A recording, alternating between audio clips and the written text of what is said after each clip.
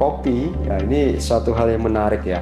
Kalau kita bicara dengan ilmiah, secara ilmiah, kopi itu dari hasil penelitian itu bagus buat kesehatan jantung. Dan itu beberapa penelitian dilakukan di Jepang, dengan mengkonsumsi kopi ternyata jantungnya lebih bagus, lebih sehat.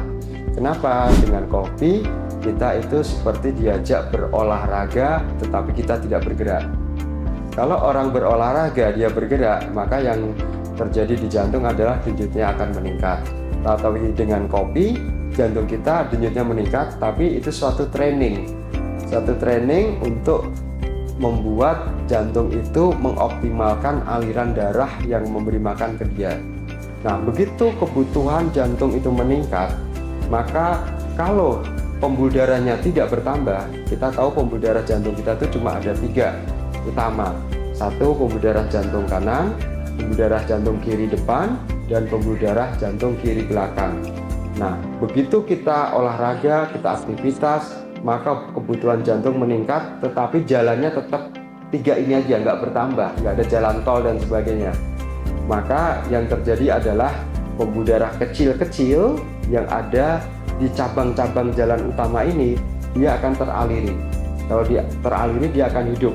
Nah, kalau kita rajin olahraga, maka yang terjadi adalah pembuluh darah yang kecil-kecil tadi itu akan teraliri. Nah, kalau kita nggak sempat olahraga gimana dok? Saya hobinya ngopi, ya nggak apa-apa. Dengan kopi ternyata hasil penelitiannya mirip atau hampir sama. Denyut jantung meningkat, kebutuhan jantung meningkat, pembuluh darahnya tetap, maka pembuluh darah yang kecil-kecil akan teraliri. Nah, itu efek samping atau efek yang baik buat jantung kalau kita mengkonsumsi kopi. Tapi harus diingat, kopinya adalah kopi murni, ya, hasil penelitian ini kopi murni, tidak memakai gula dan tidak memakai susu kental manis atau creamer. Kalau kita menggunakan susu kental manis, gulanya tinggi, menggunakan creamer, lemaknya tinggi.